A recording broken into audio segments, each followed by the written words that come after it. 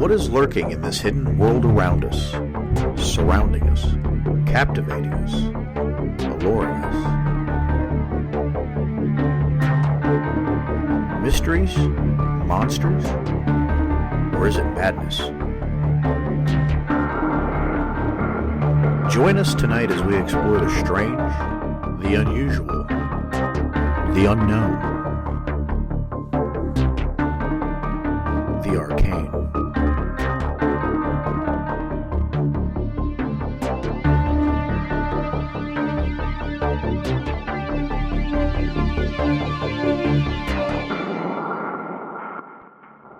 And good evening, everyone. Welcome to Arcane Radio. I'm Sean, the Fork Chop Forker, joined tonight, as always, by my good friend, partner in crime, the Everman over in Phantoms and Monsters, Mr. Lon Strickler. Lon, how are you?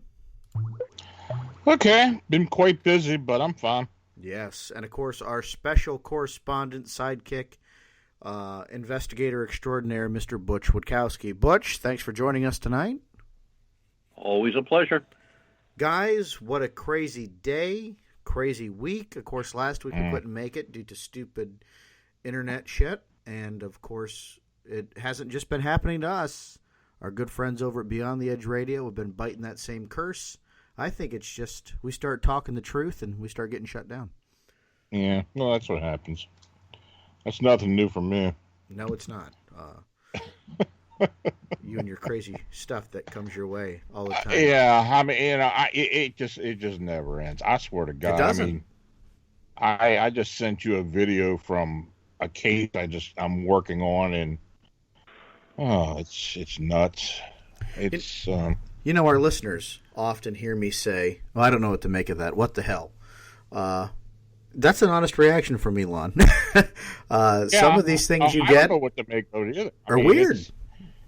It's if anybody knows what stigmata is, this is pretty interesting. I mean, this case may actually be something related that somehow, I don't know.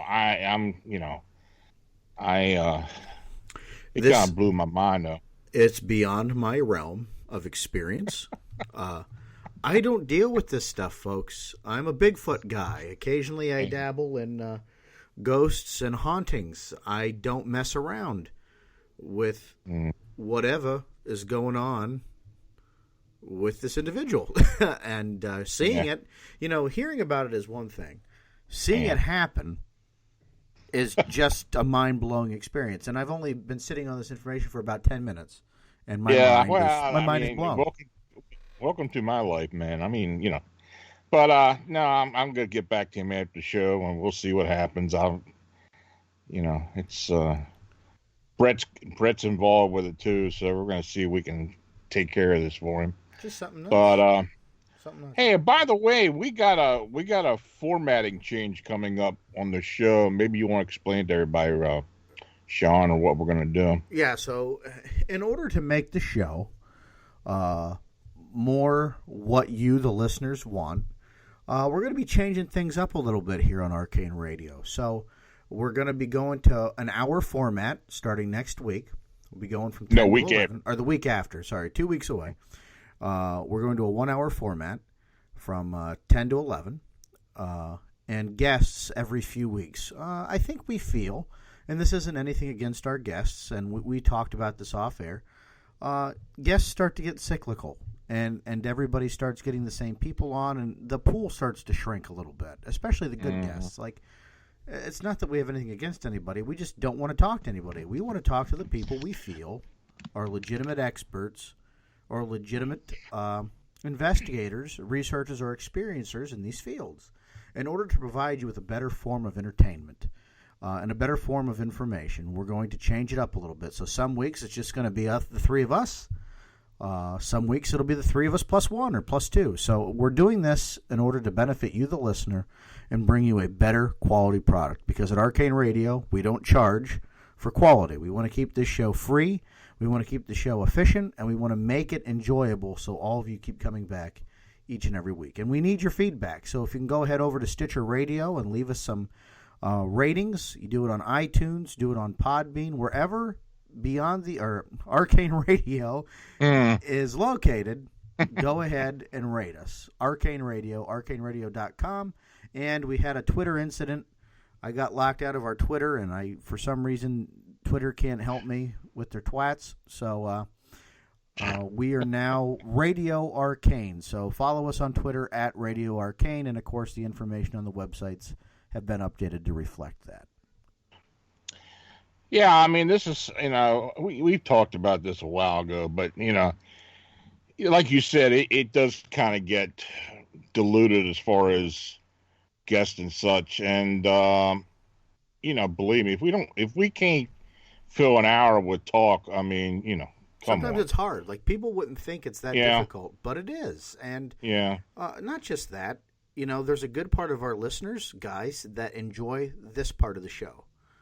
Us talking about topics. And stranger topics are starting to pop up as, we get more and more familiar with different investigations we're personally working on and different experiences coming the way of our listeners and your readers. We have more to talk about, and we need to devote that portion of the show to those things at times. And I think this is the best overall thing we can do to keep Arcane Radio fresh and to keep our listeners happy, because that's what it's all about. Yeah, I believe it's going to be for the best. We're going to add some bells and whistles too, and we'll go from there and see what happens. Next week we have Denise Stoner on. She's an abductee experiencer, and she'll be our guest next week. And then after that, the week after, we'll be starting with the new format. Mm-hmm. And we'll go from there. And moving on to the websites and my websites and the Facebook, we'll try to put something up so you folks know what the topics are. So you can call in. Believe it or not, it's a feature we have here on Arcane Radio that we rarely use or have ever used. It's a call-in feature where you can call into the show and discuss these topics with us. Now, we're not certain how it's going to work on a full-time basis, but we're getting better with it. We'll experiment with it a little bit. And, again, something for you folks that can be part of the program, be interactive, so we can figure out what's going on in this strange world around us. Because it's strange. And believe me, it's been getting stranger and stranger. Again, take a minute. We talk about some real world events. Just give our moments of regrets and condolences to the people over in London today with the terrible terrorist attack over in London at Parliament. Just an awful situation. I don't know, guys. You get tired of hearing this stuff on the news all the time. Well, I hope it doesn't get to the point where it gets mundane, but it just keeps happening, and I don't know. But to bring some levity back to the program, we had that said. What's been going on, guys? Lon, any strange stories that have come through? Any strange stories? Boy, that's a stupid question if I've ever asked one. What's come through this week that's piqued your interest? Well, you know what? I posted something today, and this has been, and it's a long account, so I'm kind of paraphrase it, but I had a correspondence about a week ago or more, and this gentleman is from Western Washington State. Now, he didn't want to get specific on the location, but he actually was out in the woods near his home, and he saw one of these glassine cloaking effect like creatures. People that are familiar with the Predator movies will know what I'm talking about. And, this isn't the first time this has happened. I mean, I've received a lot of reports over the years of this type of phenomena. And this is a fairly interesting account. He's looking for answers. And if anybody who is out there in that area wants to give him a hand, help him out, or wants to talk to him, just contact me and I'll send your information over to him. But he had this he had this encounter with this thing, and it was actually up in a tree, I think. And I got some pictures of some things that he took along with it. So, yeah, like I said, it's a real long account, but he's got some other evidence as well. So, if you want to go over to the blog and read that, it's an interesting account. So, yeah, there's been all kinds of crazy stuff. Of course, we're still working on this thing in Lancaster County. I mean, Butch, maybe you can give us any type of update or what you've been going through over there. Well, I guess the biggest thing was, that the entity or distortion, whatever you want to call it, was still there, just in different locations. Unfortunately, my thermal imaging device that I had does not video or photograph, so I got a new FLIR, which will video and photograph, and I'm going to go down there tomorrow, as a matter of fact, tomorrow night, and see what I can get on video and still pictures. It's going to give me, I'm going to get into the building. I've talked to the owner there, and he's going to allow me into the building. So I'm going to go into that barn and go through the barn from front to back and see if there's anything going on in there. Just add it all up and probably make another good trip down there when the weather gets just a little bit warmer. Yeah, because you never want to go back to front, right? Never. Right. Terrible. Yeah, so that we're going through that now, and of course I'm always getting stuff, but I did get one interesting account about a week ago that we didn't have the show last week, so I didn't get a chance to talk about it. But it was a black-eyed kid account. Pretty interesting though. This witness said, I just read one of your black-eyed people stories, and I thought I'd write to you about an experience I had. One evening during the summer of 2009, I went outside on my porch to smoke a cigarette. A good year. It was still light out. I live near Rochester, Minnesota. There's a small hill directly across the street from my house, and I noticed two kids, a young boy and girl, walking up the hill. They stopped and looked back at me, but I got a bad feeling about them. They were wearing dark blue vinyl windbreakers with hoods, and as I looked closer, I could see that their eyes were black. They started to walk down the hill and come across the street walking directly towards me.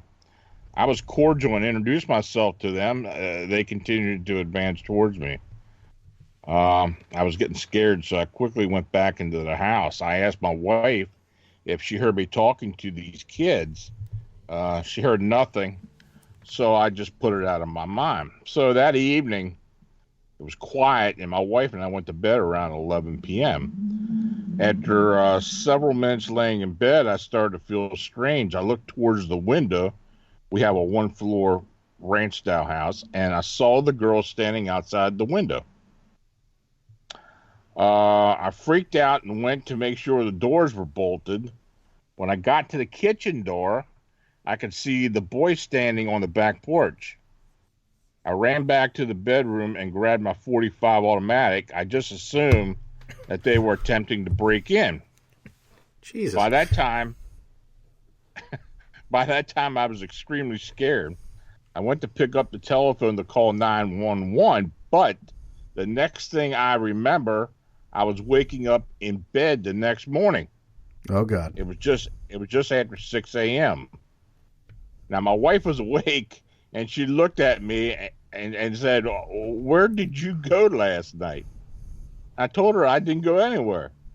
She said that she heard the back door close around midnight, and that she went to see what was going on. She said that she couldn't find me. I told her what had happened, and she thought I was hiding something from her. I still don't know what happened. I read about lost time and alien abduction, but I always believed it was bunk. I still don't really believe it. Were these black-eyed kids aliens? By the way, I no longer smoke. I just don't have the urge anymore. Why? I have no idea. Well, that's a But great I way had to quit. smoked. I smoked for almost 30 years. Cold turkey.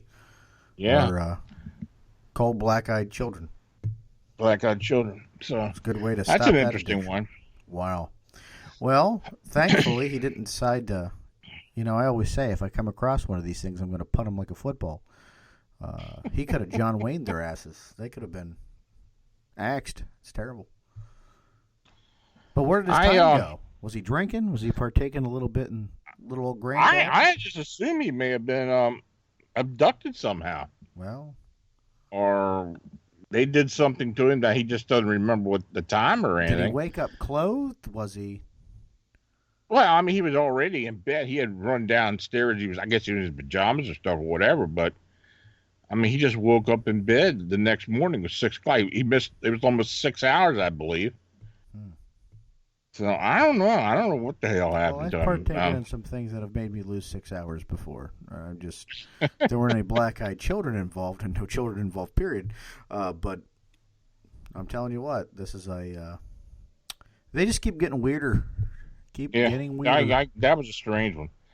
I also had something fairly interesting that kind of relates to Stan Gordon too. He's not an alien, is he? Because I'm quitting. No, I hope not. I'm done. I'm out. This witness said, I had been listening to an interview you had conducted with Stan Gordon on Arcane Radio. I had an incident happen about 8 years ago when I was living in Shasta County, California.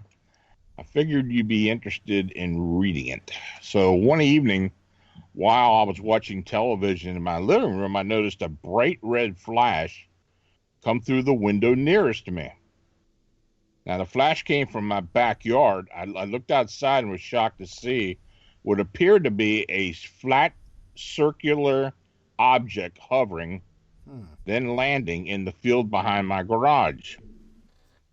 There were blue and white lights flashing intermittently intermittingly around the object. It's a patriotic one. Yeah.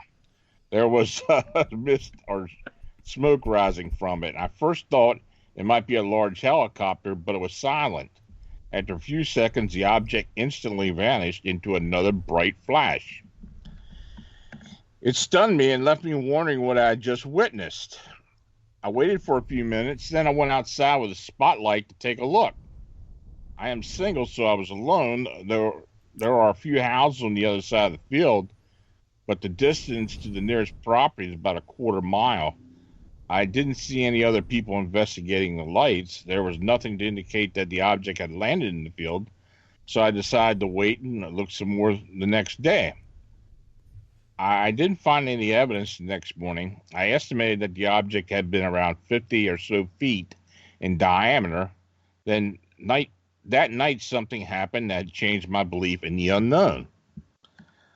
I was sitting in my living room watching TV again about 9:30 p.m., and once again I was stunned by another bright red flash coming from the backyard.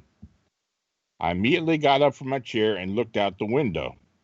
There was a full moonlight, so I noticed that in the same location that I saw the object land the night before, there was something moving around. I didn't know what to think or what to do. I wondered if I should call the authorities, but then I'd had to tell them about the flash of light and what I had witnessed the previous night. I just sat there with the lights and television off for several minutes. I then started to hear dogs barking in the distance. Then suddenly I heard something hit the side of the garage, and then a deep groaning sound.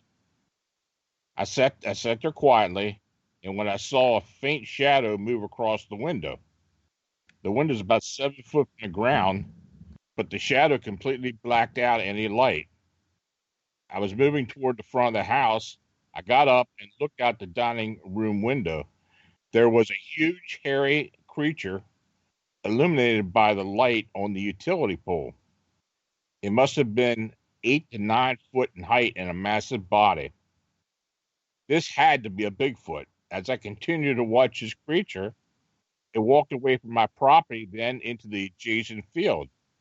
I went upstairs and sat at my bedroom window just waiting to see if the creature returned. The next morning, I walked around my property looking for tracks. I did find an indentation in the ground that measured 15 inches long and 6 inches across, but I'm not sure if it had been from the creature. I didn't find anything unusual other than a cinder block laying by the garage. It had to have been brought there. To this day, I have only told a few friends about the incident. Wonder if the Bigfoot had come from a UFO or if it came on its own. That's it. Well, that's something else, isn't it? Patriotic UFO, dropped off Bigfoot, all kinds of weird stuff. Well, actually, I believe that may be the first account I've ever had, other than that habituation incident I had up in Nova Scotia, where a Bigfoot was related to some type of UFO or some type of craft or something like that. As much as they're associated, I haven't received a lot of reports like that over the years. No. I know you really haven't, besides, like you said, up at Nova Scotia. Or Butch, what about you? What have you've had any reports like that? Never. Mm-mm.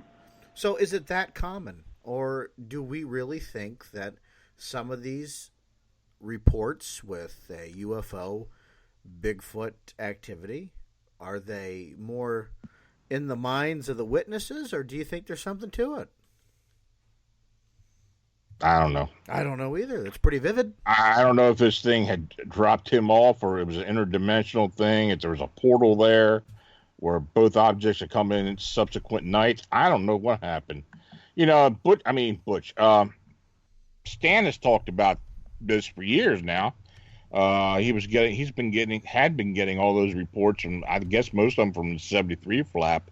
Yeah, but aside from that, but he has had reported sightings where there may have been a correlation between Bigfoot and UFO, but I don't know if this. I do believe this may have been the first one I had received from from just a witness, but either people are really uncomfortable reporting that today. Yeah. It's not as common as we think, or the weed was really good in 73. Well, that may be true too. Like, I don't know, Butch is snickering in the background there. We just don't know, right? If I remember from 73, the weed wasn't really that good. There's probably other things, but not that we advocate those things here on Arcane Radio. We are a pretty straight edge show, with the exception of some liquid imbibes. But we digress. It's some weird shit going on, and I can't explain it. I'm at this point in my life, I'm not even trying to explain it. I collect the information as it comes in. You collect the information that comes in. We investigate it, and it is what it is. Because you know what, guys? At the end of the day, we're not going to change anybody's mind. I think we're past that stage where we're trying to convince people that there's connections. I don't know if there's one. I'm not trying to convince myself. All I know is that these people see stuff. Yep. They report it. We do our due diligence. There it is. We leave it out for you in the court of public opinion to digest. We add our opinions on what we feel. And that's where we're at, because unless we were there with all of Butch's gadgets and gizmos, there's not much evidence to collect from somebody sending in a story, right? I mean, the rabbit hole isn't that deep. It hurts when we fall in. No, but, and like I fall quite a bit.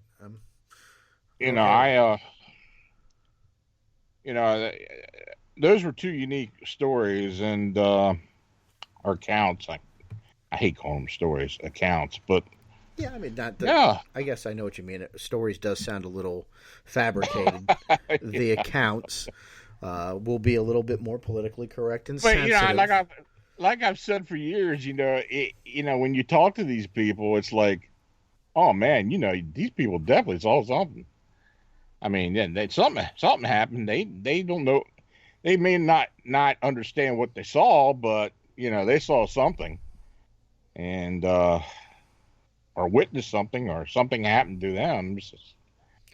And who are we to say these people aren't experiencing these things? I mean, and it sounds like I'm poking a little fun at it. And I am poking a little bit fun at it tonight, because these are some pretty, aside from the black-eyed children and this patriotic UFO and Bigfoot, they're not really common reports that you get, and they're not common things I read. The reports I get, guys, are very momentary, fleeting sighting reports or experiences. They're nothing usually of the what I would consider supernatural or uber paranormal. They're just very basic, run of the mill, everyday, what I assume to be a biological type being. And with the Dogman stuff we've been getting, some of these reports when we get them are a little bit exciting to read, and yeah, they do kind of ding my bullshit meter a little bit, but who am I to know? And I just like talking about them, and they're fun stories. They're fun accounts, aren't they?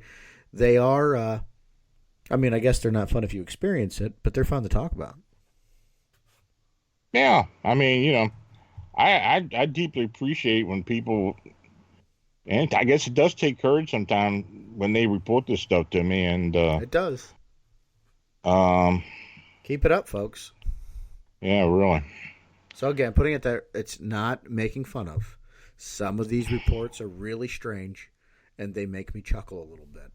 But at the same time, I chuckle at inappropriate times. I've been known to giggle at a funeral, so it's oh God, it's how I deal with weird stuff. I'm sorry, it happens. Yeah. Is Butch still alive, or did he just hang up and shoot? Yeah, he's like, still I'm there. done with you guys. We're finished. It's over. I'm gonna picturing you at the funeral, laughing your ass off in the front row. Butch is actually picturing me at a funeral, looking for a buffet. Is what he's doing.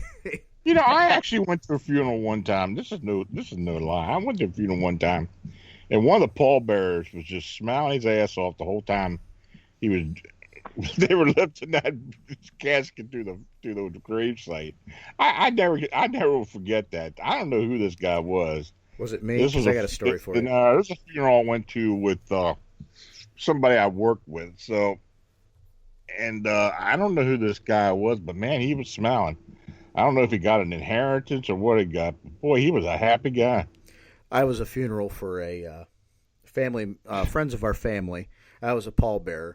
And she was a little old lady, but we picked up that casket, and I swear to God, it weighed 1,000 pounds. And everybody in the front row, everybody in the front could audibly hear me say, "Holy shit!" as I picked it up. It was heavy.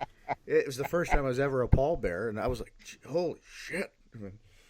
It's funny that when you're saying that, I was at I was a pallbearer for a funeral of a guy I used to work with. And there were 8 of us, and we went to pick that casket up, and I swear to God, that thing was so damn heavy. I mean, the first thing the guy across me was saying, "Damn, Joe must put all his damn money in this casket, and taking it with him because, that thing was heavy. I couldn't believe how heavy it was." Yeah, they are as morbid as it is, folks. There are moments where you can have a chuckle at a funeral, I guess, especially when you're a pallbearer. When I die, I hope they use a pneumatic lift to move me. I don't want to punish anybody trying to move my fat ass down. Of course, it's going to be a long time, and I want to be a tree. I want to be put in one of those tree pods and then planted. Oh, well, that's interesting. And then my wife always says, knowing your luck, honey, the tree will be struck by lightning or a tornado will just pluck it up and chuck it. So. Oh, no. With your luck, Sean, they'll put it in a dog park. Even better. You know what? Even better. I got that sick, twisted sense of humor. But it is what it is. Because you got to laugh a little bit, folks. You got to laugh. Because at the end of the day, this is just a radio show. And there's always something to be, you always have to find something to smile about, or life's not worth living. We do have Dark Waters coming up in just a moment. Guys, Lon, I know Dark Waters is one of your favorites. Dark Waters, as he is known by his YouTube listeners and subscribers, is a master storyteller following the traditions of the greatest oral narrators. Dark Waters' combination of Southern vernacular and true encounters creates a unique gumbo of realistic yet entertaining content.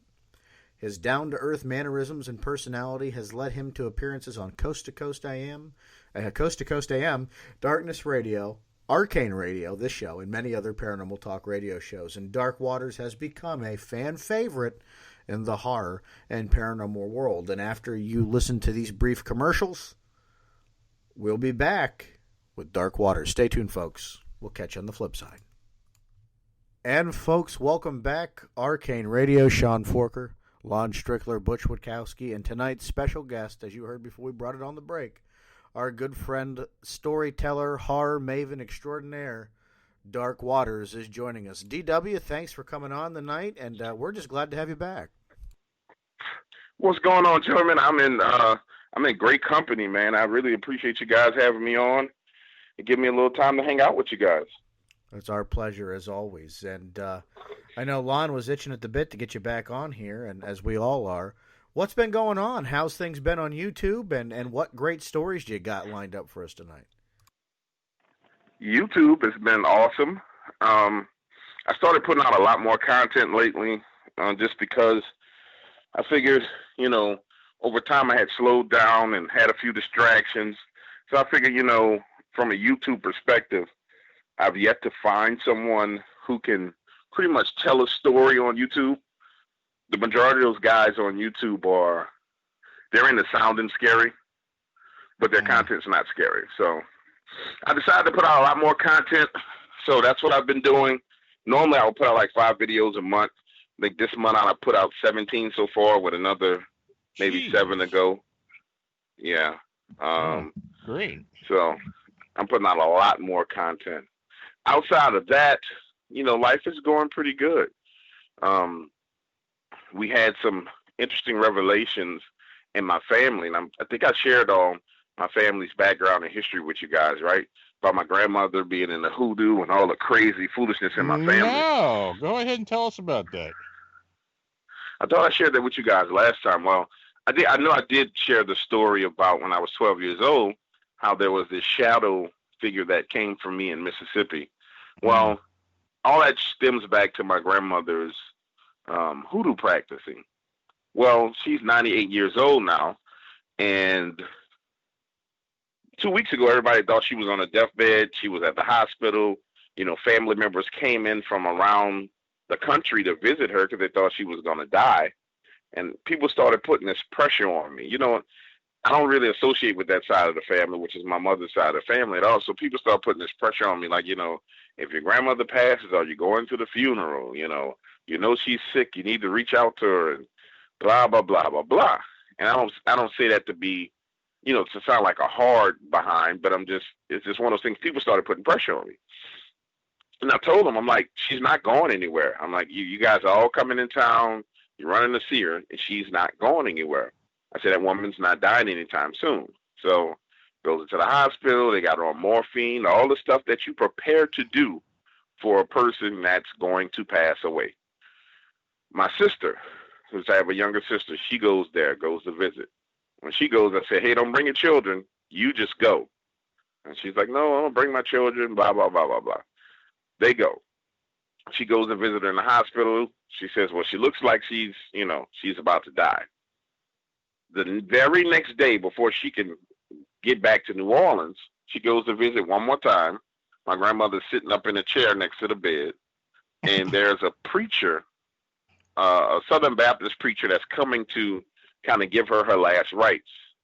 And the craziest thing is, most people, when they're up in age like that, in their 90s, and they know they're close to death, they really want, to get that final blessing. Well, preacher walks in the room and says, hey, I want to pray over you. She starts to curse this preacher out and tells him that he needs to leave the room. Well, actually, she didn't say that. She said, you need to get away from me. And so the preacher's like, wait, what? Yeah, you need to get away from me. She says, I don't need your prayers. Get away from me. And so he backs away and says, is this far enough away from you? And she says, no, I mean like outside of the door. So this preacher stands in the threshold of the hospital door room, and he says a prayer, and then he leaves. Well, my sister catches up with him and talks to him a little bit, and her and my uncle are standing there. And this is the same Southern Baptist preacher that's preached to my family since my grandfather died. When my grandfather died, when I was, my God, I had to be 9 years old. Mm-hmm. So he tells my sister, he says, and my uncle, he says, something's not right with her. Something's off with her. She's not all there. And they said, well, she's up in age and she's old. And he's like, no, no, no, no, no. Something's not normal with her. And he just walks off. So now my family they've come to town. A lot of them have spent money coming traveling to town. And now she's back at home and sitting around relaxing. You know what I'm saying? So after cursing out the preacher. And so I have a few cousins that I'm very close to, and they all had to come in town. And when you're going to Mississippi, the closest international airport is the New Orleans International Airport. So they all come through here and they track you down and like, hey, we're going to go visit grandma. You're going to come, and they put this pressure on you. And I'm like, no, I'm not going. Leave me alone. You can go. You can do whatever you want to do. I'm not putting myself in an environment with her because I don't think it's safe. So that's what's been going on the family side. Crazy, crazy foolishness. And I don't know if I told you guys this, but my family, over the years, my family has been plagued with these different cancers. Just to bring it to your attention why I'm so worried about going there, my father, who's still alive, this was all last year. So last year, 2016, at the end of 2015, he was diagnosed with prostate cancer. In October of 2015, he went to visit my grandmother, and they had an argument about, because my mother died of cancer, breast cancer, when I was younger, in my 20s. So my father goes to visit his mother-in-law, just to say, hey, just to say hello, how are you doing? I'm checking in with you. She completely spazzes out, Kanye West style, saying, I know you have another woman down there in New Orleans, and you better not ever let me see her because I got something for you and her if I ever meet her, blah, blah, blah, blah, blah. The woman he was with, not even serious with the woman, but she just spazzes completely out. 2.5 to 3 days later after that, he ends up going to get a routine checkup, finds out he has prostate cancer. So he fought prostate cancer the whole year of 2016. And he's fine, and he's had his prostate removed and everything's cool. But it's just when people get close to this woman, bad things happen. So Yeah. I'm staying away. She puts the mojo I'm on. absolutely puts the major mojo on him. Yeah. Major mojo on him. So I am staying away. I think it's the best thing for me to do, considering the fact that I have been away for so long, and that she's requested for me to come several times, and I've said no. She's even called and said, you need to come see me. And I'll say, no, I'm not coming to see you. So, and when the funeral happens, I won't go, and I won't let my sons go because I have a son that's 12 and one that's 13. And that's that age where all that strangeness tends to happen. So there's when I tell you there is a 0% chance that they're going, zero. In fact, we had a conversation because I hadn't told them everything about their family. So we were riding in the car, and I said, hey, man, I need to tell you guys some things. And they're like, well, what you need to tell us, Dad? So I started, this was hilarious, because I have one in the front seat, one in the back seat. The oldest one's in the back seat. The youngest one is just sitting there with his mouth open when I'm explaining this to him. And the older one is like, wait, what? Wait, what happened? Really? He was like, man, this is crazy. And I was like, yeah, so you won't be going to that funeral, and I need you to understand why. When the fight starts over this, I want you to understand why I don't want you to go, because there will be a knockdown, drag-out fight if someone tries to take you to that funeral. And it was like, well, man, based on what you're telling me, I'm not trying to go. I'm like, I just need you to know. So that's just my life, though. Crazy, crazy, crazy foolishness that that only happens to me. And it's insane because it seems like these type of things have followed me around my whole life. And I think it all boils back down to, to that bloodline that I have with this hoodoo in it. I really think that's what it boils down to. Yeah, well, I tell you, I've known some people that have been root conjurers, and so, I dabbled in a little bit of that myself, but nothing like the hoodoo and the santery and all that. I mean, I like to read about it, and I have had cases where, some of the information has helped me, but I know it's some pretty wicked stuff, man. I don't like to mess with it myself either. No, it's truly wicked stuff. Yeah. Oh, yeah. Yes, it is. And so what interesting story as far as monsters and creatures do you have for us? You have something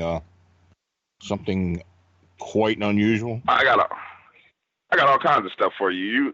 You guys can pick a topic, and I can pretty much give you one. I would say that the most recent one that I just had was, and this has to do with ghosts. A gentleman called me. What's the day? Wednesday or Tuesday? Today's Wednesday. So he called me Saturday. Yeah, he called me Saturday morning, and he was like, "Hey, Dog Waters, I just want to share a story with you. You may find it true. You may not find it true, but I just want to share the story because I know you listen." And he goes on to tell me that him and his mother share a car, and his mother works at a funeral home. And this guy's right in Baton Rouge. He's not very far from here at all.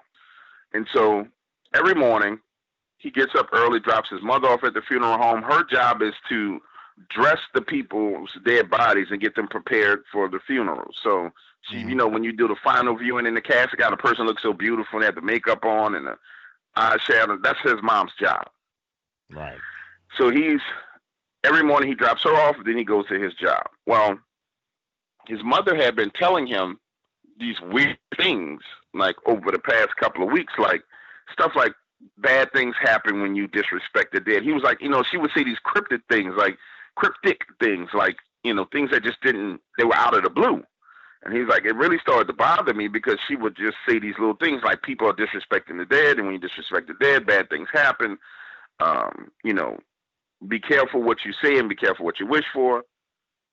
And so finally, he's dropping her off at work one morning, drops her off, pulls up in the parking lot, drops her off, talks with her a little bit, and drives away. As he's heading down Florida Boulevard, which is the actual street that he's on in Baton Rouge, he looks in his rearview mirror, and in the back seat he sees this, and he described it as this most absolutely gorgeous woman he'd ever seen in his life just sitting in the back seat of his car. And he's like, what the hell is this woman doing in my car? He turns his head, but there's no one there.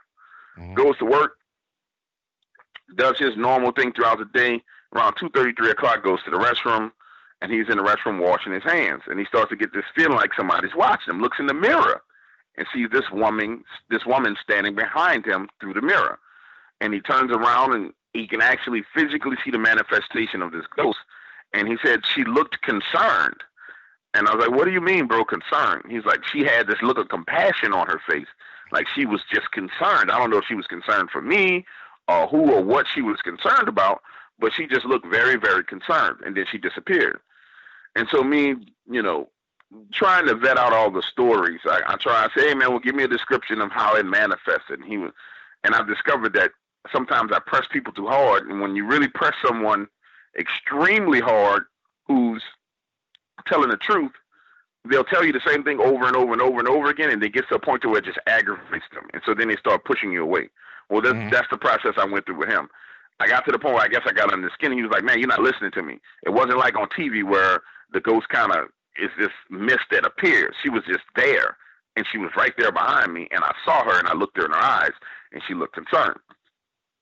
He goes back to pick up his mom from work at the end of the day, starts telling his mom about what happened.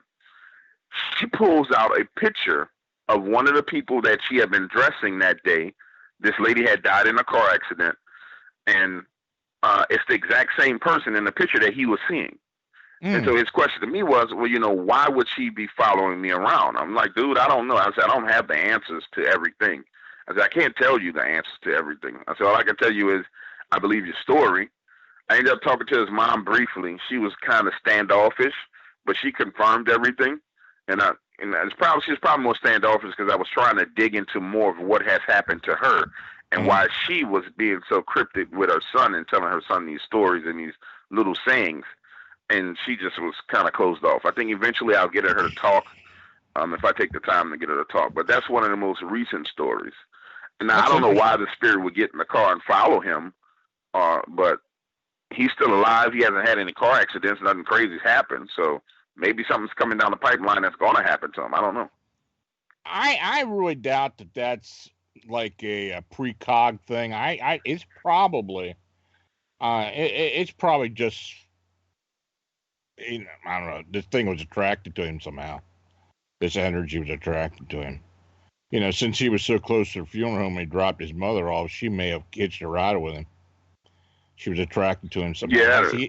Did he ever mention he had any other experiences before that? I asked him that very question. He said no, he hadn't had any paranormal experiences outside of that one. He says he doesn't want it. He was like, and I don't want anything other than that. Yeah. So yeah, that may have I been can't what blame happened. the dude. Yeah, well, that's pretty cool. Any Bigfoot or Dogman stories since we talked to you the last time? Yeah, I get Dogman stuff. I literally get Dogman stuff all the time. Yeah, it's amazing how many of these Dogman encounters people are having. I just, the stuff that I hear, and I know you hear it too. It's it for whatever reason, it's just becoming more prevalent now. Well, it's a lot more prevalent, and like I said this the last time we spoke, I think it's a topic that's being monetized. That monetization leads to people creating encounters and making up stuff, and so it gets to the point to where it's kind of hard to decipher what's real and what's not real. I've heard so many of them and heard so many fake ones, and I've heard so many real ones that there are these things that ring true through the real encounters, right? I mean, and it's consistent, and it's not the description of the creature, and that's what I found. I found that the description of the creature is not always consistent because that description hinges on that individual's mind state, that individual's physical abilities to see the creature. But what is very, very consistent through all Dogman encounters is the emotions that the person feels from their encounter with the creature. That's the one thing that lets me know whether it's real or not, whether it's true or not. I've talked to people who say, oh, I've seen them, and they can describe the eyebrows, and they can describe the whiskers, and they can describe the nose and how the nose is wet and the teeth and blah, blah, blah. I mean, just down to where you could almost craft a clay model from their description. Right. Or if you had like a crime scene sketch artist, they can describe it as a sketch artist and he can draw a picture. But at the same time, while they're sharing that description with me, there's no fear, no tone of fear in their voice whatsoever. And I'm like, yeah, and I try not to say you're lying. I say, yeah, you got the description or one of the descriptions down packed. I mean, you really got a great idea of how to describe it. But how did it make you feel? And then that's where it just falls off the roof, because if I'm standing in front of an 8 foot, 9 foot, 10 foot, 7 foot, 6 foot, it doesn't matter, walking wolf that's drooling at the mouth, that's got these piercing eyes, to me, I'm going to lose my mind. And you're going to be able to tell that I was losing my mind when I'm talking to you, because I'm going to relive it. So right. I say all that to say, the encounters that I consider to be true are the encounters in which people actually show that fear, and it's manifested via the phone conversation. And I'm talking about people having emotional breakdowns on the phone where they're losing it. And that was one that I just recently talked to a gentleman, well, actually two gentlemen that are hunters, and they went out hunting together. They're two brothers. They set up in a tree stand, shot a deer. And I didn't know this because I don't go hunting, but they explained to me that when you shoot the deer, that sometimes they don't always die. I'm thinking like in a video game, you shoot the deer, it just falls over right there, bam, you go skin it and do whatever you do, right? And they were like, no, that's not how it works. Sometimes when you shoot a deer, the deer run off. And it's best just to let it run off and bleed out, and you can go track it down, then you can skin it wherever it is and take the meat home. And I'm like, okay, you taught me something. So they shoot this deer. The two brothers go and they go to try and track it down. Well, they track and follow a blood trail, and when they get to the spot where the dead body should be, it's no longer there. But they see this blood with bubbles in it, which I didn't understand this either, so I'm educated. And they said, well, when you see like blood with bubbles in it, it's lung blood. It's it's very rich in oxygen. And it's like, so when you see that type of blood, the prey or whatever you killed is dead or near to death, and it should be in the immediate area. It shouldn't be 100 yards away, because if you have a punctured lung, you're not going to get 100 yards away. You are dying, or you're about to die. So they break all that stuff down to me, and I'm like, okay, guys, cool. I appreciate you explaining it to me. I was like, so what happened to the deer? And they're like, well, My brother went left, I went right, and we started searching for it. And the older brother is walking under a tree. And as he's passing under the tree, he starts to feel something drip on his shoulder, looks over his blood that's dripping down on his shoulder. And when he's telling me this, I'm like, okay, you guys just watch Predator or something, right? So, you just, y'all playing me. That's what I'm thinking in my head. You guys just watch Predator. So I'm like, come on, man. You got to come better than this. So he's like, he looks up in the tree, and this deer is wedged in between these two tree limbs, like wedged, like jammed in, smushed in there. And he's like, man, I don't understand. Not hanging, but like something pushed it in there. And he was like, man, I'm standing there looking up at the tree. He said, I forgot my brother was even out there with me, because my mind is trying to wrap around what takes a deer and wedges it in a tree. And why is this deer in a tree? He's like, I could see the deer possibly being behind the tree. It died on the ground behind the tree, but being wedged in the tree was just way too much. And I was trying to process it. As he's standing there looking up, his brother walks up, looks at it. This youngest brother's name is Claude. Claude is the smarter of the two brothers. He says, man, I don't know what put that up there, but we probably need to leave it up there. And they had this discussion. The older brother wins out. They climb up the tree to try and kick this deer out of the tree. I paused right there. I said, man, I heard a lot of stories. And the number one question that anybody would ask you at this point in time is, what possesses you to climb up a tree after a deer that's been wedged in a tree? How high up in the tree was this deer? He was like 18 to 20 feet. I said 18 to 20 feet. I said, okay. People tell stories. I'll give them 12 to 13 feet. But he says 18 to 20 feet. So they climb up the tree, and the older brother is trying to kick the deer that's wedged in between the two limbs out of the tree. He's literally with his foot trying to kick it loose. The younger brother, Claude, is up on another limb, and he's watching his brother kick this deer. He looks past his brother into another tree and completely freaks out. Now, what he sees and how he sees it and how everything else transpires from there, the story is coming from the older brother. So he tells me, he says, hey, man, I'm looking at Claude, and Claude his eyes are wide open. His face is red. He's sweating, and he's not breathing hard, but you could tell heart's beating fast. His chest is moving fast. He said, and I'm like, man, what the hell is wrong with you? And he says his brother just points at the tree, and when he looks over, there's this creature in a tree 10 to 15 feet higher than them on a limb. And he said that it was squatted down with its feet, like if you imagine squatting down on the ground, like you would just squat where you're on the balls of your feet. He said squatted down on a pretty sizable tree limb, but close to the trunk of the tree, one hand on its knee, the other hand or the other claw, whatever how he described it, the other claw. He said, well, the other whatever it is his exact words. He said one hand on his knee or whatever it was, the other thing was holding on to the tree, and it's just standing there looking at us. I mean, it's squatted down looking at us. And I said, okay, what goes through your mind when something like this happens? He's like, man, I didn't know what to think. He said, I'm thinking that maybe it's a movie prop and joke. I'm thinking, I can't be seeing this. And I said, well, what did your brother Claude say?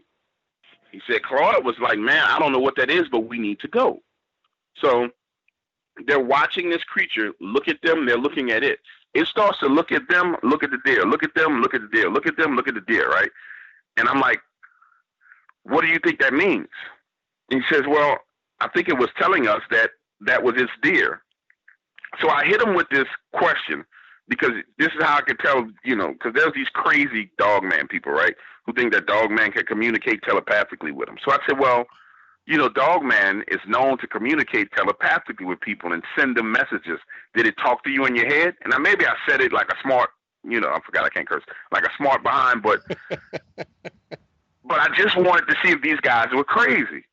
And he completely flips out. And he curses. He says, no, man, are you crazy? It's looking at me, and it's looking at the deer. It's looking at us, and it's looking at the deer. It's looking like that's my food. That belongs to me. Leave it alone.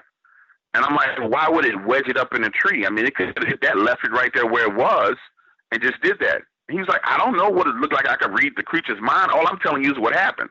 So he really bucks and gets this, he gets an attitude about it. which is fine because it just depends on that person's personality that you're talking to. If they're an alpha male personality, that's how they tend to react. If they're a beta male personality, they tend to kind of go back into their little cage and hide in the corner because they feel like you're attacked. So he kind of lashed out, and I said, okay, well, based on everything he told me, this is consistent with the personality type that I know I'm dealing with. So I said, well, what happens next? He said, man, this thing jumped down out of the tree. I said, so I'm testing him again. I said, so it's 20 feet in the air? And he's like, no, I told you, man. It's 10 to 15 feet above us. He said, it's like 35, 36 feet in the air. I said, well, it jumps down? He's like, yeah. I said, well, how was the motion? He says, man, this thing kind of leaned forward and jumped off the tree. And he said, when it landed to the ground, it hit the ground. He said, it sounded like 15, 16 bowling balls hitting the ground at once. He said, it landed with one knee down, one hand down, and it stood up. And I was like Superman? He was like, you know how Superman does in the movies where he lands on the ground with his fist in the ground? I was like, yeah. He said, that's how it landed, but it's fan flat on the ground. And then it stood up, and it looked up at us in the tree. I'm like, so what are you guys doing? And now keep in mind, this is a part of the story I left out because that's just a part of storytelling. Before they climbed up the tree, these two clowns left their rifles on the ground. Both of them rifles leaning up against the truck. They did. And that was what my thought process was, why would you do something like that? At the same time, I don't know. I'm not in the situation. So anyway, the brother Claude is like, hey, I'm getting down out of this tree. The dog man is looking at them, looking at the deer, looking at them, looking at the deer. He curses and says, hey, you can have this M and F and deer if you want it. We're about to go. He starts climbing down a tree, picks up his rifle. The other brother looks down and sees his brother with the rifle, and he's thinking, okay, we're going to shoot this thing. He gets down, grabs his gun, goes to point it. His brother says, no, man, don't shoot this thing. There's nothing we can do. They both put their rifles down. I said, well, most people under these circumstances, they feel like the only thing they could do to protect themselves when they have a gun is take a shot. He says, man, I can tell you right now, shooting at this thing would have done absolutely nothing. Yeah. He said it would have done absolutely nothing. He said it would have done nothing but piss it off. So you know what we did? We backed on out of there, and we slowly got away. So these two guys, and I'm not going to call them clowns because they're nice gentlemen, but in the sense of their what they did was foolish. So in that sense, guys, if you're listening, you were being clowns because you should have never done this. These two clowns leave. They stay away for a little while, decide they're going to go back to that very same area to go hunting again. This time, they set up tree stands, but they set the tree stands up to where they're in eye shot of each other where they can see each other. Now, the deer runs out, they shoot the deer. Deer runs off. As it runs off like it normally does, they start hearing this growling sound coming from the tree line that's a little bit further away. They look at each other, hop down, run back to the truck, get in and leave. Yeah. They get back home, and they talk their friends into going back with them to get their tree stands. And I was like, dude, how much does a tree stand cost that you need to go back in that situation? That these things were that expensive because I don't hunt. He said, man, these are $250 tree stands. We're going to go, tree stands. It's the kind that you hook up onto the trunk of a tree and you sit on it. Like, again, I don't hunt, but, they wrap around a tree some kind of way and they sit on them. So right. It's like, these are real expensive. We wanted them back. So they get themselves and 3 other friends to go back. So now it's 5 of them. They go out there. These things are not torn to shreds, but they're bent up, twisted, turned around on a tree. The tree that the oldest brother was in, the animal had urinated at the base of the tree. So now their friends are out there, and their friends are like, man, well, what exactly was out here when you guys were here? Because ain't no deer doing this. They leave, haven't gone back, not going back anymore. In fact, they decide to start hunting in a whole other state. That's how serious they are about not encountering anything again. And that's one of the latest dog man encounters that I have. I think that they're telling the truth. I don't think that they're exaggerating at all. I talked to them a number of times, and I just don't feel like they're lying to me. I feel like some people can't. I know that some people just can't wrap their minds around the concept of dog man being there. Yeah. And then some people's ego, and this is something that I think that's common to the nature's outdoorsmen, because these outdoorsmen I talk to, it's this bravado, like nothing's gonna run me out of my area, and that's something I don't understand. But that was the one thing that with these two guys, that they had this bravado, like, man, this thing is not going to run us to our area. You know, we had this encounter, and we're going to go. It was kind of like they had to. It was like they were lying to themselves, like they weren't afraid, but they were afraid. But they had. I guess it was like, you scared me, but I got to go back for my own sake. And I don't know. It's freaky. It's kind of like, if you let something run you out of the woods, you're never going to the woods again. And that was their thing. So. Well, you know, we've received a lot of these upright canine dogman reports where the people have had guns with them. They're hunters, and none of them take a shot at it because I don't know if it's a fright thing or they just think that, like you said, the shot's not going to help that much. This thing coming after it's coming after you. You know what I mean? So it does happen. No. I mean, the reactions we have had from people are pretty interesting. I mean, you know. So I don't know. You know, somebody just messaged us on Skype and said we need to talk to you or ask you about your vampire stories. Yeah, I'd be more than happy to tell you I'm not telling those vampire stories, and I'll tell you why. Because over the past 12 months, people have consistently tried to get me to tell these vampire stories that I stumbled upon. Okay. And I don't know if you guys remember way back when I first started my channel, and I talked too much then because at that point in time, I just wasn't completely convinced of everything. I knew some of the stuff was 100% real. I knew some of the stuff was like 80% real. But when it came to the vampire thing, there was nothing you can tell me to convince me that there were people who were actual vampires. And I'm not talking about the blood-sucking vampires. I forgot what they're called, Jin Swangs or Yang Swangs or whatever the name is. But there was nothing you can convince me to convince me that there were people who were actual vampires until I ran into the police officers here in New Orleans that were working this kind of paranormal duty. And I went on Coast to Coast, and I told a couple of those stories about their encounters on Coast to Coast, and then I started getting a little flack. And it was a little flack. It wasn't nothing major. Then I went through this thing where people wanted me to do a TV show called Dark Nights, and on this TV show, they wanted to do this ride along with the New Orleans Police Department and go on these paranormal phone calls. So we go through the process of talking to the chief, who at that point in time was an interim chief, getting clearance, going through the mayor's office, blah, blah, blah, blah, blah. And Chief and I are sitting down having lunch, and Chief says, look, I don't have a problem with you guys doing the show. I don't have a problem with you doing anything at all. I think it's good for the city. New Orleans definitely has a lot of paranormal stuff. He was like, but to sit and wait on a call that's paranormal, they'd be waiting forever. He's like, because we do get them where it's strange things that happen in people's houses, but he's like, it's not like, you know, they call every day.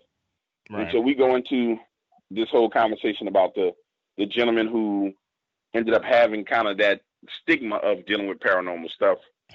And at this point in time, he's interim, so he's new. So he's like, I don't know a whole much about that, but you can go ahead and talk to a couple of the guys who've been on the force longer. Talk to those guys. We build a good rapport. And they start telling me this vampire story. They tell me, I would say 95% of the story. And it's like, well, you know, let's think about this before you share any more of it. A couple of days later, I get a phone call. Says, look, man, don't share those vampire stories. Anything else we've ever told you, you can tell, but don't share the vampire stories. I say, well, why? He says, well, the vampires aren't what you think they are. They aren't blood-sucking people who break in your house at night and stand over your bed. He was like, it's a psychic form of vampirism where they actually drain your blood. They drain your psychic energy and your life force. And he was like, and these people have been here a very, very long time. I'm like, well, how long are we talking about? He's like, well, I'm going to give you a crash course on this. And so he goes into how our Mardi Gras clubs, he named 4 of the Mardi Gras clubs that are here. And he named a couple of people in those clubs that he knows for a fact are these psychic vampires. And he's like, so when you start talking about the most powerful people in the city, people who are huge donors to political campaigns, people behind the scenes that pull the strings, this is what they are. And he was like, you don't want to tangle with those people. You don't want those kind of problems. So I started using, because I have an extensive network here in the city. So I started doing a little digging. Call a couple of friends of mine who are judges, and I started off trying to find out who's giving money to who based on those names. Turns out that those names actually had given, like in the last mayor's race, I mean, extremely large sums of money. Mm-hmm. And the way political donations are done in Louisiana is you can give $2,500 per person, $2,500 per corporation. So you and your wife can give $5,000 as a family. If you got one company, you can give another $2,500. You got another company, you can give another $2,500. But then you go and you start doing the research and you find that these guys have 50, 60 companies set up because each corporation is its own private entity. And all those corporations were giving donations.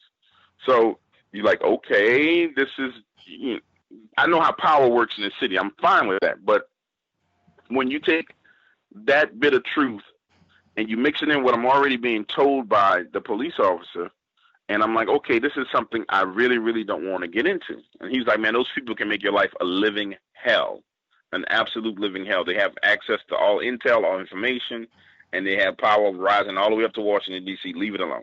And so I left it alone, you know, because unfortunately for people who are fans and family members of the Dark Waters channel, for them it's just kind of telling a story and it's entertainment. Mm-hmm. But, you know, for you guys go out and investigate. You know that there's some stuff you guys went out on investigations on that, although it's entertaining to tell, it wasn't entertaining when you encountered it. So, right. That's there. Why, you know what I'm saying? So it's entertaining when it's all said and done. But, man, that's not entertaining when I'm dealing with that. So I don't tell those vampire stories. I started to tell one or two, and then, you know, the angel on my shoulder slapped me across the head and said, are you crazy? You're not telling that story. You don't need those kind of problems. So, no, I'm not sharing those vampire stories because that's dangerous for my well-being. Yeah. I mean, I can understand that. I mean, I had run across a while back a person who considered themselves as a psychic vampire. And like you, I didn't really buy into that crap at first, but they kind of proved to me that it was the real deal. And I didn't associate with them anymore. It's scary because, you know, and I'm not even going to ask you about it. I was going to say, do you think these psychic vampires, for the most part, are immortal, or are they just regular people? I have no clue. I have no clue. I have no desire to know. What I will tell you is this, and this is what I'll speculate on. Okay. And allow me to jump down a rabbit hole for a second. New Orleans, the city of New Orleans, has been run by powerful forces for a very, very long time. I'm 40 years old now. I have watched those forces move around this city. Around Hurricane Katrina, I watched how the city changed. I watched how the city evolved. I watched people get moved in and out of neighborhoods. Prior to Hurricane Katrina, I was in a meeting as a young developer where people in this meeting, and this is how I know that, you know, power is something that's long-standing. In this meeting, they were sharing plans with me in the year 2000. What in the world was that? Mm. Oh, okay, that was a bird. Okay. Whew. All right, so 2000, they were sharing plans to literally tear down the projects that were around the French Quarters and around the city in order to build mixed-use housing, right? And in that meeting, this was something that these people had been planning for 50 years. And so I'm sitting in the meeting, and they're explaining to me their plan to tear down these projects and build this mixed-use housing. And I'm like, you know, you guys been planning this for 50 years? And it's like, well, now the plan's a lot older than that, but, you know, this is where the city's heading. Sure enough, Hurricane Katrina hit, and that's where the city is now. So right. From that perspective of people who have 50-year, 60-year, 100-year plans, those type of people exist who have those long-term plans. If those and those are mortal people, right? And I'm assuming they're mortals. So if those people are here and they have those kind of game plans for their life, I can only imagine what kind of game plan a person has that has life extension. And then when you start talking about the true powers that run the world, and you start talking about the ones who actually wield the influence across the world and across the globe, it's long been said that those people are evil and that they are forms of psychic vampires. So unfortunately, when we start talking about that topic, I think it gets a little bit too real. I mean, I really think it does, because if you just imagine for a moment that, let's say someone was immortal and they had been around for, let's give them 300 years, right? You know what you can accomplish in 300 years, how much you can, wealth and power you can amass in 300 years. Most people can do it in a lifetime of 80 years. Oh, yeah. So that's just not something that you want to tangle with if it is true. So why take the chance, in my opinion? It makes no sense to even risk it. It's dumb. I'm not trying to tangle with those kind of people. Well, you've told me about what you went through with Katrina, and I've talked to a lot of people since Katrina, and people that have been in New Orleans all their life and have seen a lot of weird stuff, but they tell me, and I don't know how true this is, and this is why I'm asking you, it just seems like the activity, the oddness just woke up after Katrina. Yeah, it did. The city became electric after Katrina. It just depends on what the person encountered, and their encounters depend on, let me get my thoughts together and make sure I say this correctly. What people encountered depended on how soon they came back to the city of New Orleans. So Hurricane Katrina hits, you see all the stuff on the news where they got the people that's in the Superdome, inside the Superdome, they're raping, robbing, killing, doing all kind of crazy foolishness. People are starving to death. All kinds of crazy stuff is going on, right? Eventually the city gets evacuated. And so you cannot come back into the city until the water recedes, right?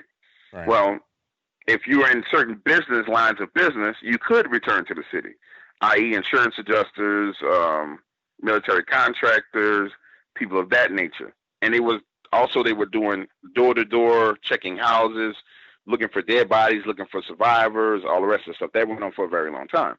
The people who were here afterwards, right after the waters receded, were the people who saw the absolute craziest stuff. Now, there were people who saw crazy stuff while they were on the roofs, but the people who were here after the waters rescinded and went down, they saw some of the craziest crap that I've ever heard.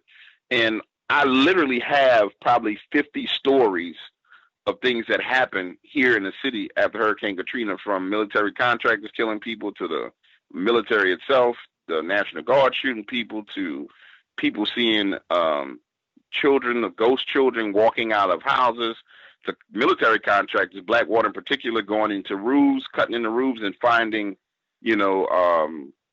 mothers and sons, dead bodies huddled together where they died in the attic of the house. All kinds of crazy stuff happened here after Katrina. I can say this, that paranormal activity, it heightened then, and I'll never say that it's gone away. But the more and more people find out about dark waters, and that dark waters is from New Orleans, I start to get more stories. But they're not based in events that happen now. They're based in events that happened between 2005 and 2009. And then I get some stories of things that happened 2004, 2003. But it seems like right around 2009, a lot of those stories stopped coming in. And I get occasionally I get a story where someone's like, I was driving in a car coming leaving from the French Quarters, and I saw something weird on the side of the road, blah, blah, blah, blah, blah. But some of those I throw away, because if you're leaving from the French Quarters, 9 times out of 10, you're drunk. If you're leaving out of the French Quarters at, 12, 1 o'clock at night. You're not sober. Even if you work in the French Quarters, you're still drunk, because that's what you do down there. You drink while you're on your job. So I would give it 2009 is when I think things kind of died down a bit. Yeah. But overall, it's still the most paranormal active city in the whole entire world. And the beauty of my city is this. If you understand people, and you understand New Orleanian people or people from New Orleans, you understand how to talk to them, and you understand that it becomes a part of a normal conversation. So, in most cases, when you talk to somebody about paranormal, you go up to them and say, well, have you ever had any paranormal experiences? They look at you like you're crazy. Well, if you had a crawfish boil down here and you're drinking some beer, eating some crawfish, and you're like, man, you're not gonna believe what happened to me the other day. Blah blah blah blah blah happened. Have you ever seen anything like that? Immediately they're gonna go into their story. Yeah, man, I was out hunting and this is what happened. It's not like people, they don't hold it in. It's not like it's taboo. And that's the beauty of the city. If you go anywhere else, it's kind of like people don't want to talk about it. But here, people will talk about it and drop a dime. You just have to know how to talk to the people from New Orleans. And it can't be like, oh, I'm going to investigate you. It just has to be a part of casual conversation because that's what we do. Well, I tell you, I mean, I had done a series of reports from an ex-New Orleans police officer who swore to God that he had encountered reptilian military in New Orleans after Katrina. I've heard that. I've actually heard that. I've heard that Have you heard that? From a member of the National Guard, yeah. I didn't touch on it. Yeah, I didn't touch on that at all because I was like, that's way outside of my wheelhouse. But yeah, and what I was told was that, and he didn't say it was reptilian military. He said it was reptiles that came from under the sewers of the streets and was actually taking people. And I was, I don't know anything about reptilians. That's just, my mind has enough trouble wrapping around the stuff that I deal with day to day to try and go and jump down this rabbit hole of reptiles. Like, what's the name of that TV show that was on when I was a kid? It was a TV show where there's like these reptile aliens that had human skin. What was the name of that show? God, I don't know. V? Was it V? It was V. Oh, V. It was V. Yeah. I'm not trying to live V. I'm not doing that. And my brain is like, no. If you are a reptile and you running around, man, just run around and do what you do. Leave me the hell alone. I'm fine with that because that's just too much. But yes, I've heard that from a guy who's National Guard here after Katrina. And his thing was, yeah, man, they were taking people. And I'm like, what? You mean taking people? He's like, they were literally taking people. And I ended the conversation, to be honest with you, because it was just too much for me. It was too much for me because in order for me to know if he was telling the truth, I know nothing about the topic. So in order for me to know if he's telling the truth or not, I had to go back, research the topic, find out about what type of reptilians there were, if there was ever any reptilian sightings in New Orleans. I was like, that was too much for me. I'm going to leave it alone. I left it alone. So what's the oddest story that you had that came out after Katrina? The oddest story that I had that came out of Katrina was this, that people were seeing this raft. They described it as a old-time river raft with a lantern on it and a small sail that was floating down the streets. And they would see it, they would swim up to it, and it would disappear. And that was the oddest story. Like, if you can imagine being in the water at night, it's pitch black. There's all kind of crap floating around in the water, and you see a light coming towards you. And as it get closer and closer, you realize that it's a raft, and not a boat, but a raft, like with wooden logs and a lantern on it. And you're like, okay, I'm going to climb up on that. And then when you get right up on it, it disappears. And I've had 6 people tell me that they encountered that. That exact same thing. They described it to the T. One guy, I'll never forget him telling me a story. He told it to me face to face. The whole day he had been fighting for his life. When I say the whole day this man had been fighting for his life, from the time he got up that morning till that night, that man had been fighting for his life. His first encounter was with 2 pit bulls that were trying to kill him and eat him. His next encounter was with these 2 guys that tracked him down and tried to chase him down with bats. And finally he ends up in the water, and I can't remember where he was going. I think he was trying to get to somewhere where there was food. It may have been a Walgreens, it may have been a CVS. It was somewhere where there was food, where he thought there was food. And he got tired because he was trying to swim through the water. And it wasn't, during Katrina, it wasn't water like open ocean water. It was muddy, slimy, mucky, debris-filled water. So you're climbing over things. Things are cutting you underwater. Things are tugging on your clothes. And he's trying to get to this food, and he sees this raft. And he was, in his mind, he said to me, it was like, look, dude, this was my first break I had gotten the whole day.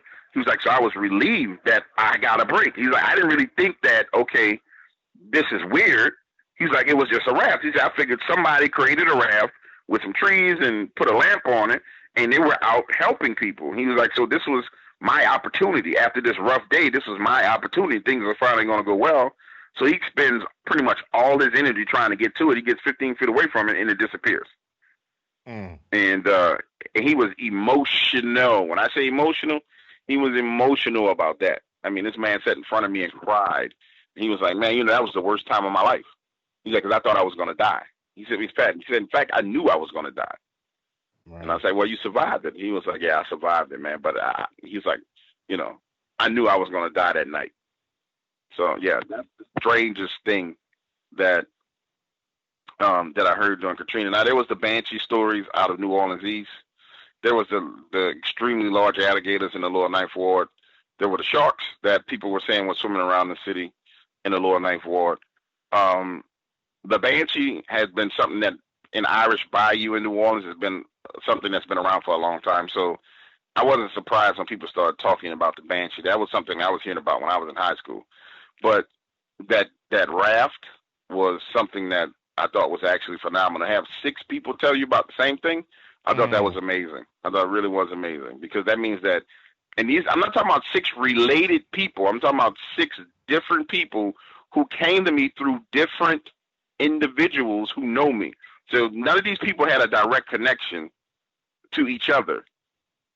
This was me reaching out through my network of friends and saying, hey, anybody had any crazy Hurricane Katrina stories? And one person would say, hey, my cousin was here after Katrina. Another person said, well, I was here after Katrina. Another person would say, yeah, my brother's brother was, my brother-in-law's brother was here during Katrina. And all those people came back with those stories, and they mentioned that same thing. So that's the oddest. That's an odd one. I hadn't heard that one. That I heard a lot of stuff that went on down there, but I didn't hear about that one. That's almost like it's almost like an old 1800s river raft, up the Mississippi or something. That that's boy, I bet that was frightening. I know that scared. Oh no, man. Oh no, man, that gentleman was one of the reasons why I quickly started using, and after that conversation with him, I really, really started using NLP in my conversations with people to pull them back out of the emotional states that I was putting them in, because I realized how irresponsible it was, because I know how to pull the emotions out of a person. I did years and years in radio, and so I understand how to stroke emotions and stroke flames, especially when we dealing with political topics like we dealt with. Sometimes you got to fire people up and you got to put the fire out. So I know how to fire people up and I know how to pull out those emotions, but I was irresponsible and I wasn't putting out that flame after I ignited it. And I realized after that conversation with him, I have a responsibility that if I'm going to bring that person back to that moment in time when they had that encounter, I have to be able to pull them back out of it. And so now when I talk to people and I drudge up an encounter, I put them in that situation. I watch or listen to their emotions and their tonality while they're there. And then after I know they've gotten too much, I pull them back out of it as fast as possible. And it's real simple to do. You lose verbal tap patterns like non-sequentials. Well, you can say crazy stuff like purple pigs fly backwards. Oh my God, what's that? You say little things that just snap the brain out of that emotional state. And it helps that person because they actually relive that encounter. And you guys deal with witnesses all the time. And you can look at a person in their eyes and see when they're reliving that encounter based on how their eyes kind of gloss and glaze over. It's like they're looking at you, but they're looking at the event at the same time. They're not there with you 100%. Yeah. They look right through you. So, and you have to be responsible to those people. And that's another way you can tell. And you can even tell it during a phone conversation, because you can feel their attention during that conversation kind of wane and leave away as they're drifting off to that spot or that encounter, or their mind is drifting to that space. And that's one of the easiest things to detect when someone's lying, to me in particular, is because if they're not drifting off and drifting away to that, it's something that's rehearsed. It's something that, they sat there and they literally rehearsed.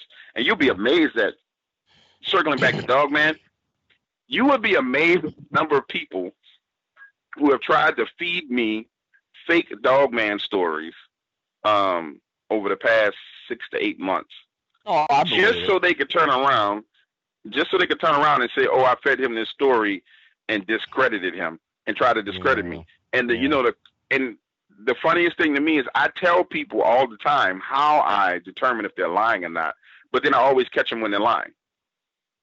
And now I've gotten to the point to where when it comes to Dogman in particular, nothing else, when it comes to Dogman, when I feel like someone's giving me a bogus story with the intent of trying to get me to put it out and turn around and say, "Oh, well, Dark Waters puts out fake stories." Oh, man, I tear them a new one. I tear them a new one when it comes to that particular topic. Because as you know, the people are fanatical about that topic. They're crazy. It has exploded, and you're right. The amount of these stories on the internet, on YouTube in particular, is just nuts. You listen to some of that stuff. I have people send me YouTube videos all the time for my opinion of what I think about the story. It's just, I don't know. It's crazy. It really is. It's crazy. And people over embellish stuff, and you can tell. It's well, DW, our hour's about up, and man, I thank you for coming back on. We need to get you on here. We're changing our format a little bit. What we ought to do is just have you come on here every once in a while and just join us in our hour talk and, update us on what's going on in your world.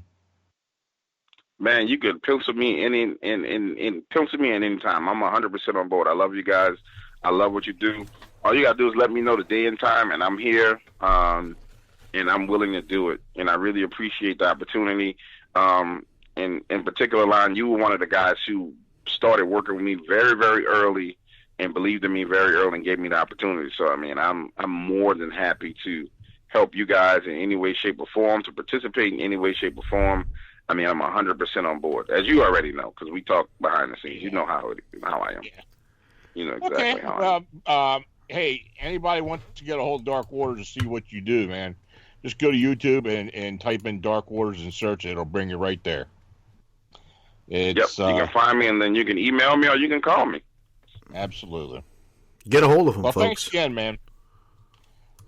Thanks, guys. It was a pleasure. Our pleasure. So, I'll keep contact, and we'll get you back on here. Believe me. All right, sounds like a plan. Thanks, guys. All right, thank you, Dark Waters. Dark Waters, folks. Man, concludes a show tonight where we've talked about some pretty incredible things. Yeah. A lot of weird stuff. And it only gets stranger. I'm glad he took the time to talk about all the stuff that was going on down in New Orleans. That blew my mind. And it's weird.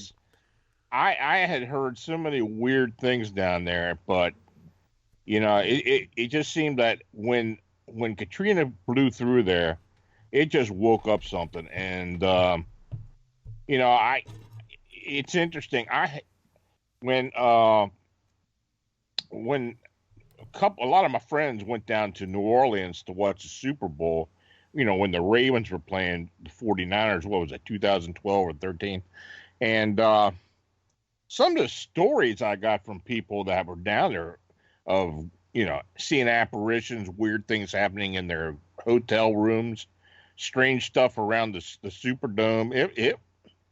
There was just a lot going on. And, it just seemed like he said it just woke something up down there. So maybe we'll get him back on here and we'll talk some more about that. Well, I definitely think it's a show topic worthy of discussion. The post-Katrina New Orleans experience.